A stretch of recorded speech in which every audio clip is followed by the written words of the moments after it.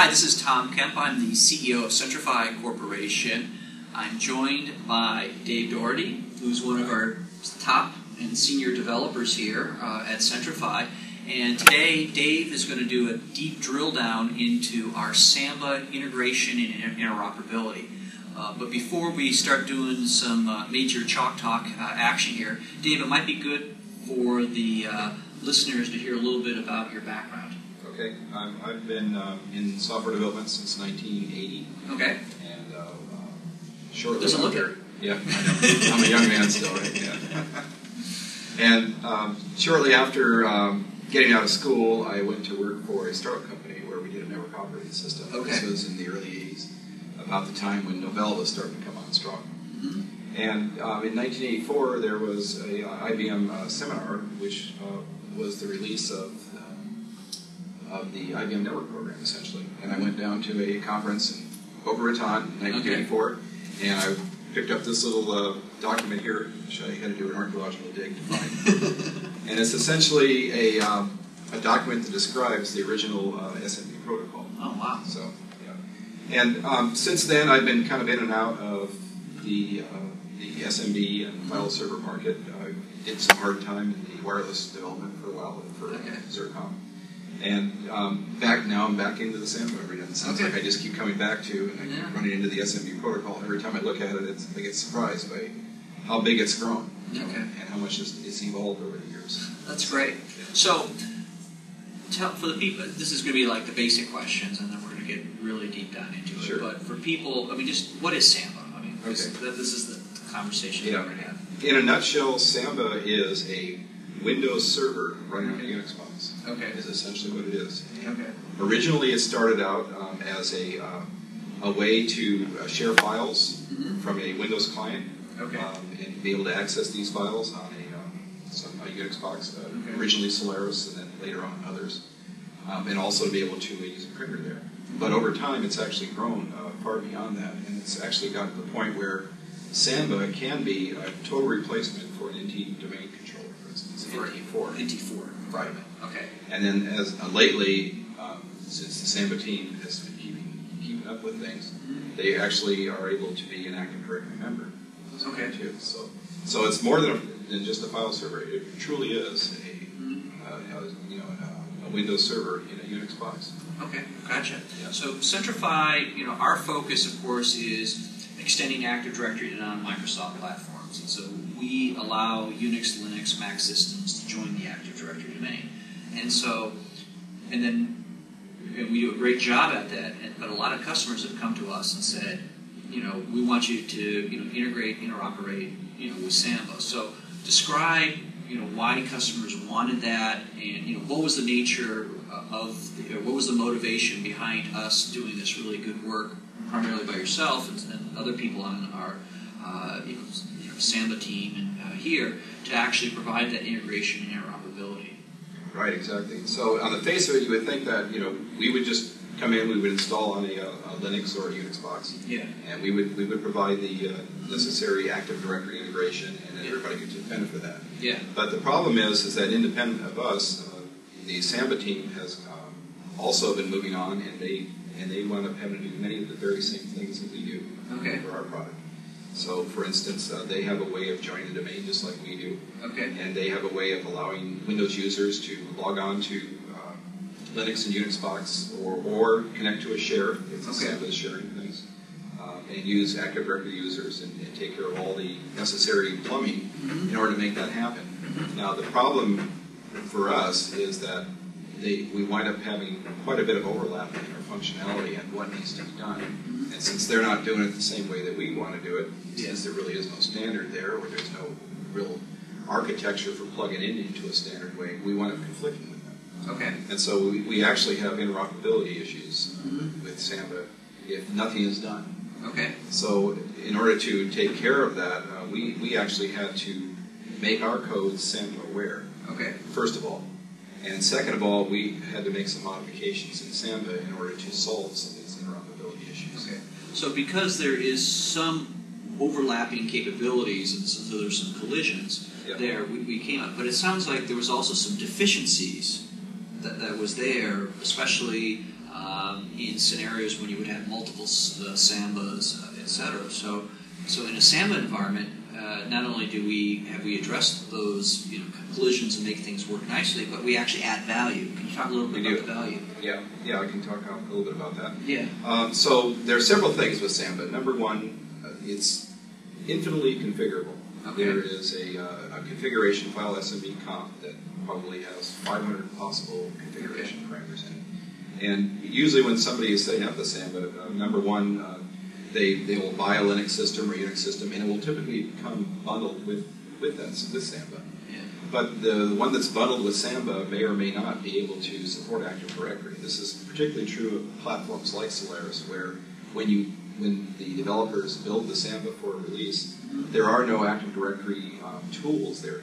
For instance, the LDAP and Kerberos, which would be needed in order to be able to enable a Samba for Active Directory. So one of the ways that we add value is that we provide a very sane, uniform build environment for Samba, so that we make sure that it's already Active Directory enabled, regardless of the platform it's built on. Okay. And as I said, the SMB config has lots of parameters, and there's lots of places you can run into problems there. Okay. So we provide tools to allow the user to, just run an easy script, and not only will we join the domain in a sane way, but we will also set up Samba automatically, so that it's set up and ready to go as an Active Directory member. Now, Samba itself, don't they maintain a local database that maps the UID within Unix to AD, right? Right, yeah. So now we're talking about, well, how is Samba implemented? And I'd like to maybe draw a few things on board here. Yeah, go ahead. This, and so we kind of get an idea of who the players are here. Okay. So at the top here, I'm going to draw a Windows server. And, for our purposes, it's Active Directory enabled. In fact, this is probably a domain controller, so that it has a key distribution center necessary for Kerberos authentication. It probably has some shares out here that, for instance, a Windows client can connect to.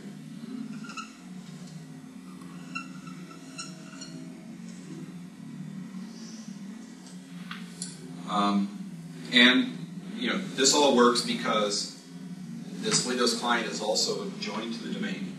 It is the same domain that this Windows domain controller is controlling. And it's set up to do all the necessary Kerberos authentication protocols to make that happen. So Samba comes in, and I'm just going to draw a big picture for Samba here. This is actually a set of 3 main daemons here that will do various protocols and things to help out with this, in order to be able to make it look like a Windows controller. So, as I said, one way you can run things is Samba as an Active Directory in AD mode as a member. So in that case, Samba will join the domain without our stuff involved at all. Yeah.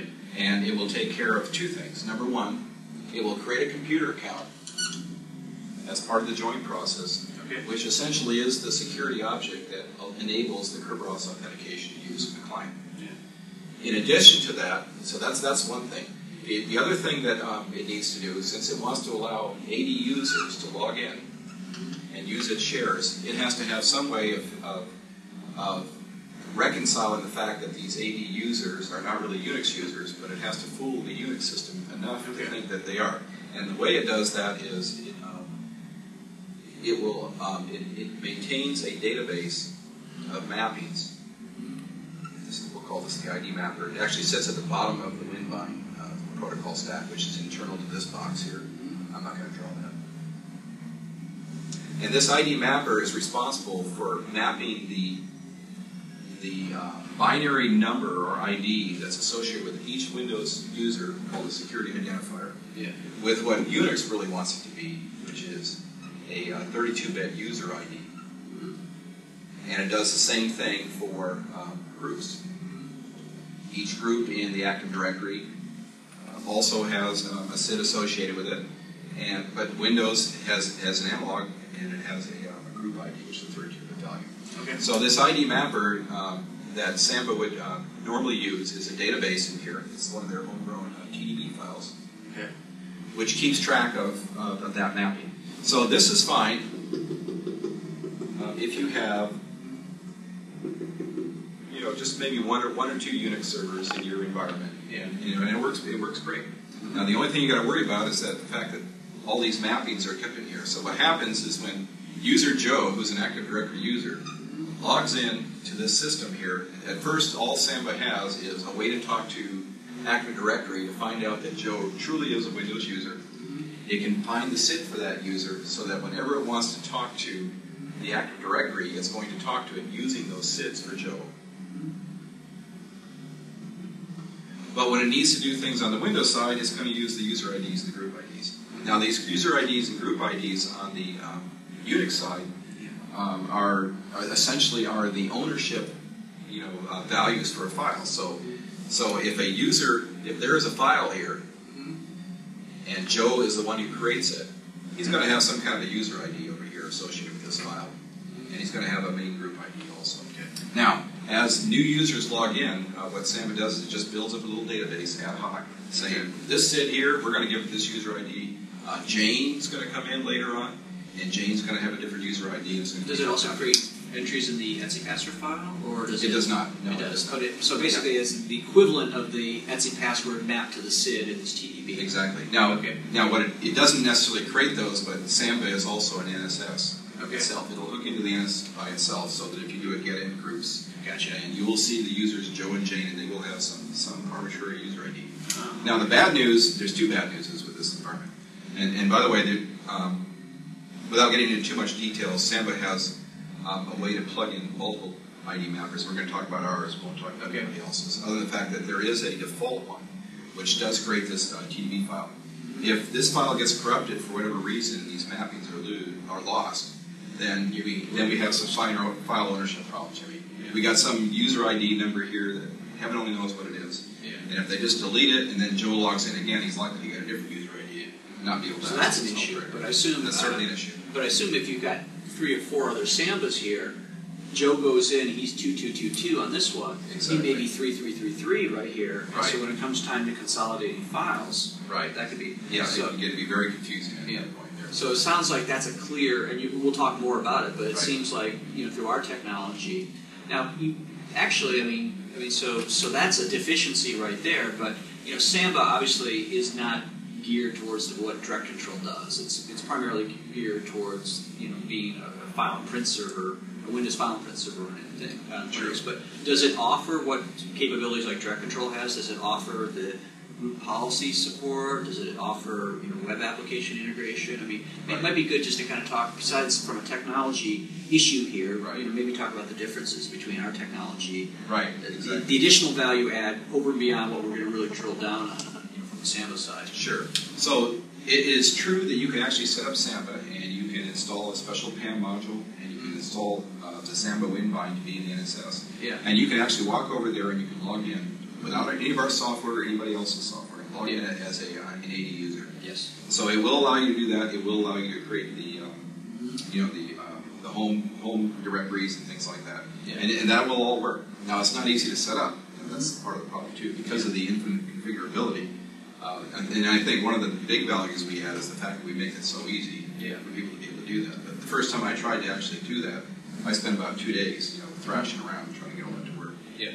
So that's one big value we had. But they really are oriented towards they really want to be a Windows replacement. That's really their goal. They're not really too much interested in whether or not we're going to their Kerberos enabling any web servers running out here or anything like that. It's really so it doesn't offer. So Samba, to the point, besides some of the technical deficiencies it has, especially in a multi-server environment, but also it's pretty potentially raw from a configuration perspective.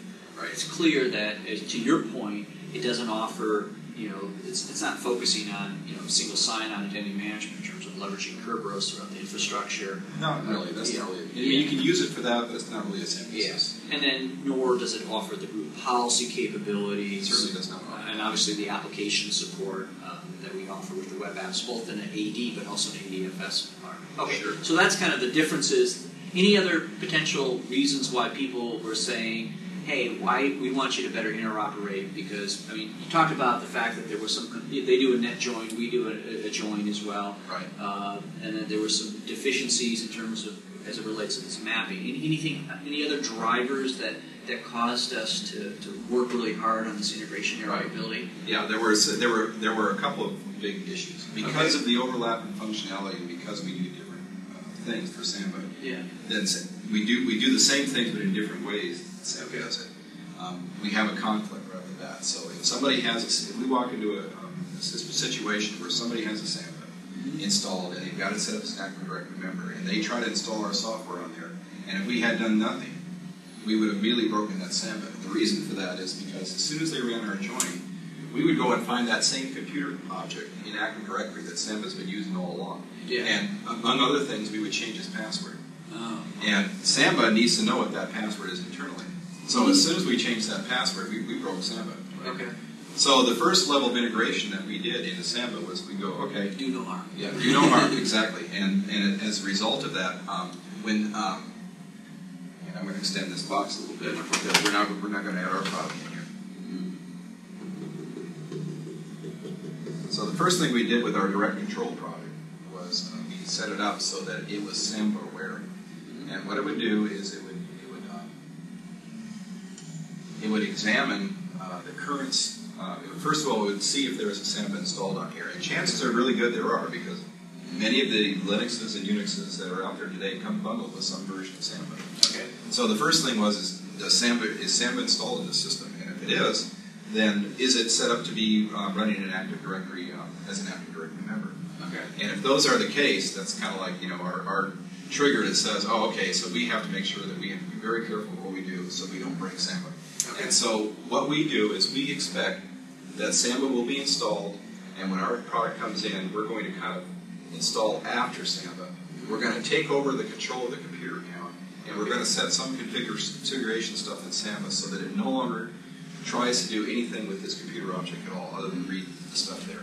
And specifically, we set it up so it will no longer try to change the password.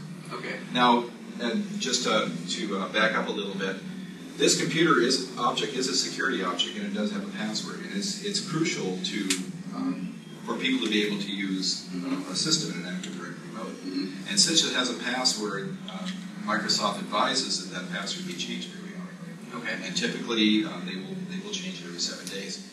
This computer, this Windows client, joined as Active Directory, also has its own little computer object over here.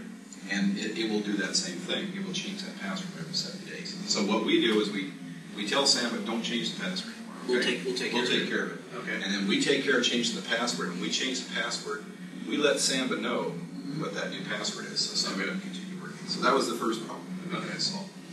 The second problem we had to solve is we talked about this ID mapper here and the fact that these SIDs are being converted to UIDs and group IDs. We have to do the same thing. We've got that same issue going on where we want to allow Windows users to log in here, and when we talk to the Windows server about that user, we have to refer to that user by its security ID or its SID. But on the other hand, if that user is going to be doing things on the Unix machine, it's got to use these UIDs and group IDs. Okay. So of course we have this zoning technology that we use over the Active Directory to keep track of all that information for us. All those we actually store the information centrally within Active Directory. Yeah. Okay. And we'll talk about what a great thing that is and how that really helps Samba too in a minute. We'll see some of the other pieces here. Okay. So we had to solve that problem also, and the fact that, in fact, when we walk into a Samba installation and it's been running for a while in an Active Directory member mode, it's already created a bunch of these mappings. Yeah. And there's already files and directories that exist on this machine that are owned by Active Directory users. So the second thing we needed to do was go, well, okay, if they've done that, what are we going to do about that? And so what we do is, as part of our installation, we actually read this file here. Oh, wow. And we mine all the information, all the mappings out of there, and we create what essentially is the equivalent of an etc password and etc group file. Okay. And then we can use our tools to actually import those into our Active Directory zone. So if they've got all these TDBs out there, they won't lose. They can keep that information with the mappings of the files, and we'll plug it into 80. Yeah, and that's the real power of our zone technology. In fact, if you've got several Samba servers running here, and they've all created all these arbitrary mappings, then we can just create a zone for each of these Samba servers, and we can have that mappings so that we have a cohesive, centrally located database where we can manage that user and all of his mappings, regardless of which server he's on. Okay. So that's a good first step for people. It's a painless way for them to get, some unification, and then, the zone is a great thing for us. Yeah. And it winds up being a great thing for Samba also. So the next problem we had to figure out is, okay, so now we're running and Samba's running. Samba wants to use this little ID mapper, and if John comes in here now and he's going to go ahead and log into Samba, do we want him to continue using this internal ID mapper and generating some more guys after the fact? Yeah. Right. Well, we don't, because obviously we're going to know John by a different UID here. So the next thing we need to do is we need to solve this problem. Yeah. And plus, just from an identity management perspective, it's bad to have like random UIDs being generated in all your systems. I mean, the goal of identity management on the fly is to have centralized and control, the access as well as people's identities. Right. And another kind of like following on that point too. I mean, the way the philosophy of Samba is that, hey, you know a name and a password, or if you have a Kerberos ticket, that's good.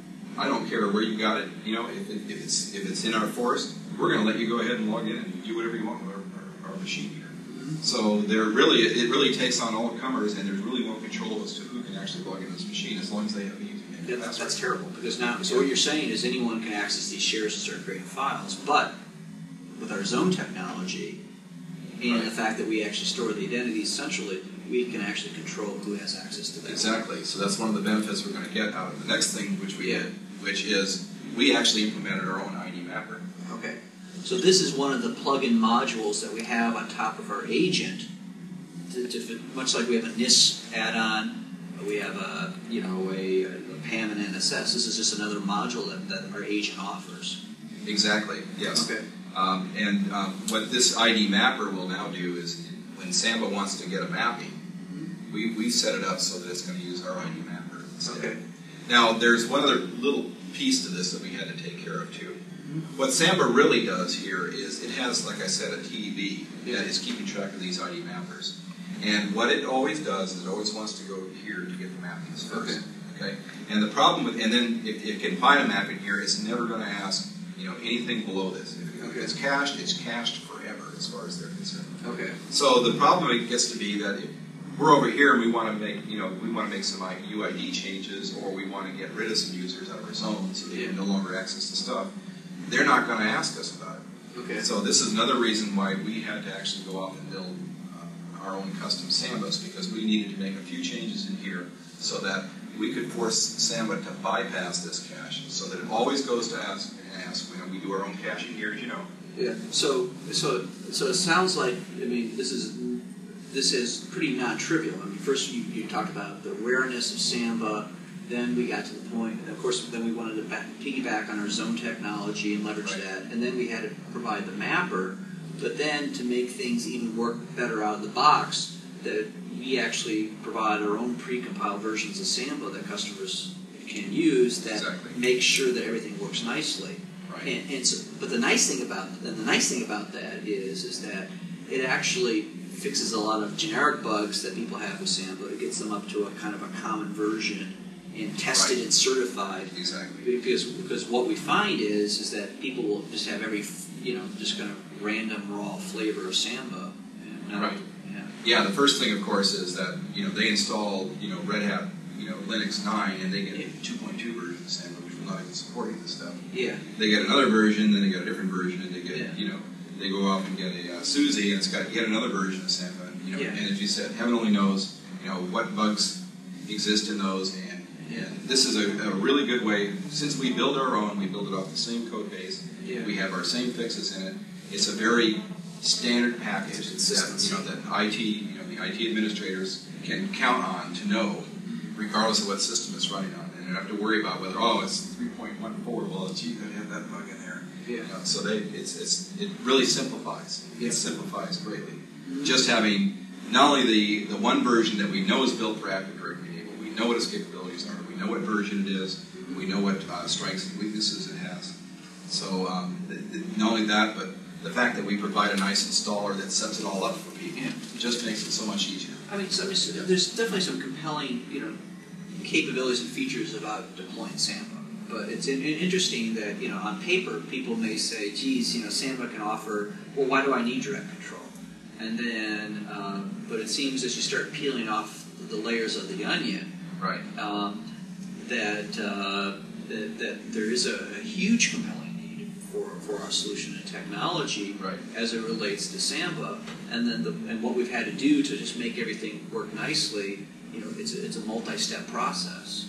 So, exactly. what else do you want to talk about here? Yeah, just a couple more little points here as far as our own Samba. Yeah. Not only did we make this modification so that we can really control the identities of the users coming in, and we can, in a heartbeat, somebody can just say, well, that user just left the company. We take them out of Active Directory, he's out of our zone, and if that user had ever tried to come in here again, since we're bypassing this cache, he's not even going to be here anymore. So, so right off the bat, we've turned off the spigot. Yeah. They can no longer access anything in the system.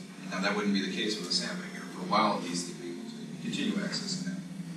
So that's one big thing. The other thing is because we've done that, we've restricted the number of users. We've actually tightened up some of the security inside of Samba, some more bug fixes. Okay. Or at least enhancements, you can call them. And we fed these back to the Samba team? We fed, at least some of them, we're continuing to feed them back to the Samba team. Great. And then, it's really up for them to decide. This is another whole issue as to, what will the Samba team accept as far as enhancements and fixes. Yeah. I mean, they have certain design goals and priorities and motivations for doing what they do. We have our own. And sometimes they overlap, sometimes they don't. Yeah. But the point is that we do make those changes available, publicly available, if people want to use it. Great. And it's up to them to decide whether or not they actually want to roll it into their mainstream product. Okay, great. Yep. So so that's the big things we did with Samba, I think, today. So how would people go about implement? So they say they have an existing Samba on 2 servers, right? Okay. So kind of walk through again the scenario and to kind of upgrade that environment more tightly and better integrated into Active Directory with our technology. So what would they do? So if someone came to us and says, I got these X number of Sambas, I want to have the better integration, the better security, the better interoperability with Active Directory. Right. So what are the steps that they would do once they get their hands on our software? Right. Okay. So they've had a Samba, it's been running, and let's say it's the toughest case for us, which is they've been running as an Active Directory member. Okay. And they've already have all these mappings in place. But in fairness, Samba recently introduced that tech. I mean, that wasn't available in 2.0. It was not available in 2.0. The 3.0 has been out for a couple of years now. Okay. So, all right. There was a time actually way back when we actually Active Directory enabled 2.x Samba. This was a different lifetime. Okay. Yeah. But since then, Samba has caught up. And for a while now, they've offered this technology. Now, how many people actually use it in this way? It's a little hard to say. But okay. Yeah, because it's just hard to set up. That's the problem. Yeah. Right. Let's say that they've done that, because that's our worst case scenario. Right? Okay. So what would happen is that they would first install our basic line direct control on the agent itself on the 2 Samba servers. Okay. And they wouldn't even install it at that point, right? Mm-hmm. And then what they would do is they would go off and get from our website our blessed version of Samba, where we've made the necessary changes to integrate well with us. Okay. They would download that and install that. They wouldn't even necessarily have to remove their old Samba, though we recommend that they do. Okay.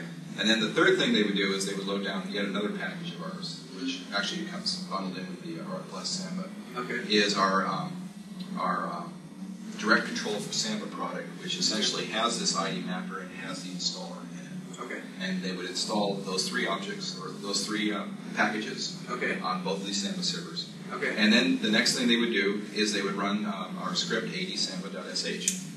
And adsamba.sh will ask them a few simple questions. Okay. It's essentially going to ask them, well, there's a number of things it's going to do. Number one, it's going to sniff around the machine there and see if there's an old Samba there or not. Okay. And you can warn them about that. But like I said, they don't necessarily even have to remove this old Samba, because this guy's ultimately going to just move that Samba out of the way as part of the installation. The next thing it's going to do is it's going to make sure that the environment is set up as best we can. Now, number one, Samba actually is even more sensitive to DNS configuration issues than our product is. Yeah. DNS isn't set up, it's really difficult to operate properly. So we will actually use some of our tools that are built into DirectControl to figure out whether or not we have the necessary DNS connectivity that is needed, not just for us, but also for Samba, and we will tell people, step them through how to set that up and make sure that part is okay. So after a little sanity checking, this thing will actually call our AD join. Okay. Yeah, and it will join us to the domain. And then what it will then do is it will run the it will set up the Samba as if they had run their net ADS join. So we only join once. We take care of everything for them. Okay. And as part of setting up Samba to make it look like it joined as if they had run their net ADS, we populate some TDBs that they need in there, and we set up some special fields in the computer object, which they would normally be, and then you're up and running. And it sets up the SMB config with at least a basics configuration that's going to work. And now you're running. And by the way, I think I mentioned before that if there was an ID mapper here, as part of this AD Samba script, it's going to go ahead and create the necessary export files that we can actually import to our zone, so that the ID mapper is already preserved. And that import utility just doesn't stuff it into AD. We provide like a pending capability, right? Exactly. Yeah. This is as part of our base code. We already have the ability to take EDC, password, and group that exist and import those that are junk. We just use that same tool. Okay, So which has this pending, so it does the intelligent mapping, and you can take a look at it. Then you can say, go ahead and do this. So it's just not just a stuff into AD. It's very intelligent. Yep. Wow. So this seems. And one question people may, at least I have, is it a big deal to, if they have an older version of Samba, we come out with this newer version with the fixes that we put in, the enhancements we put in, plus the better integration and out-of-the-box experience. Right. Is it a big deal? How risky is it to take their old Samba, warts and all, and put a brand new spanking one on top of it? Right. Yeah, and that's a common upgrade issue that everybody runs into, and we do our best to try to work around whatever it is that people are most comfortable with. Yeah. I think the best case is that people just completely remove the old Samba from their system. Yeah, because the key thing is, of course, the files. It's a file service, and so as long as obviously we're not going to change anybody's files and things like that. And as long as we preserve the ID mapper, if there is one, then we're golden as far as that's concerned. So what else have customers? You obviously have been working a lot with our customers, and we have a number. Thanks to you, thanks to the product, we have a good number of customers that are using our product with lots of Samba servers out there. Any other specific issues or concerns that they brought up that you've had to spend a lot of time talking to people? Maybe now would be a good time to kind of address. Yeah, and really, another place where we add value to this whole thing. Yeah. It's not necessarily concrete that we have spent all that time and done all the research to find all the hard problems, and that we have ongoing training for our support staff so that they know how to deal with Samba. Yeah. That's a tough issue all itself. We're actually finding that our support people are becoming more knowledgeable than the IT people who are dealing with this stuff 24/7.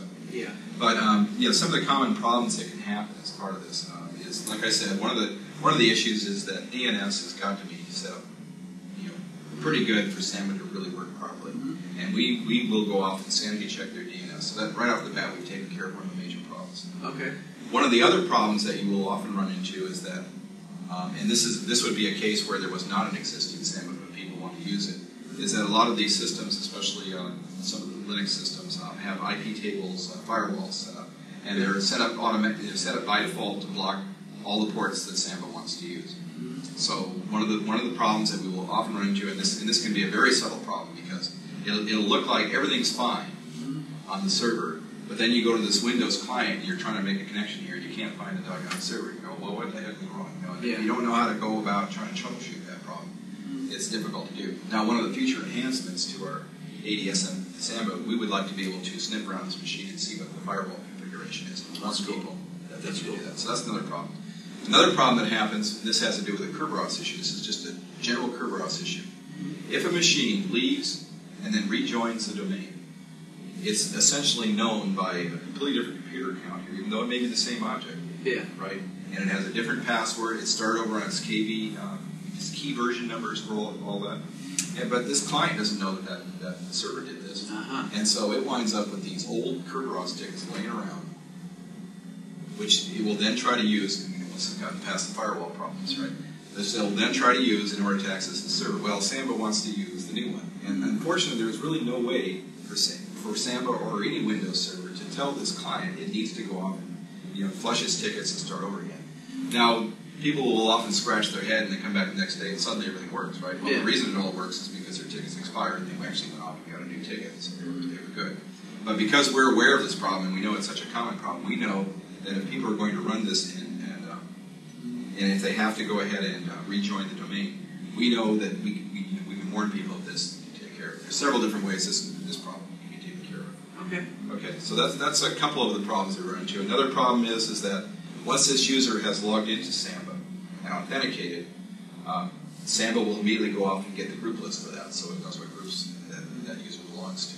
Now somebody's going off and adding new groups to that user, but they don't re-log in. They wind up with the old group list, and they want to know why why is this new group not showing up? Well, that's a Samba issue, right? Yeah. So it's not something that we've actually addressed or tried to fix at this point, but we're at least aware of it, so we can at least warn people of that. But zones actually help in the group issue because you can have zones can be associated with multiple groups. Because, correct me if I'm wrong, but some Unix operating like Solaris, don't they have a group limit of? There are some group limits, especially in Solaris. I think it's 32 groups per user. Samba already kind of addresses that problem by not trying to go through the system to get the group membership. So both we and Samba solved that particular problem. But the point I was raising is that once a user's logged in, Samba has cached the groups for that user. It doesn't go off and think to go ask. I mean, that's a potential bug fix that we can do and submit back to Samba. But we're aware of the issue, and we can at least warn people. That's great. All right.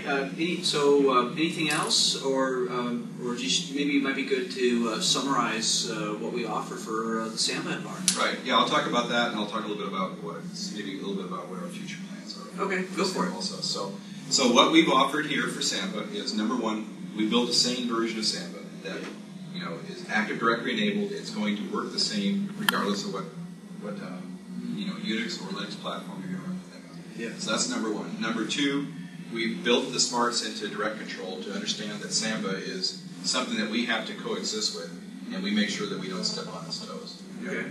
Number three, we provided this ID mapper to solve this particular problem. Not only do we limit the people who are going into Samba that way, so that the IT people have better control, but we also provide a unified mapping that everybody's going to agree on here. Yep. Okay. And then we've added some bug fixes here to tighten up the security with Samba and to allow this mapping to work better.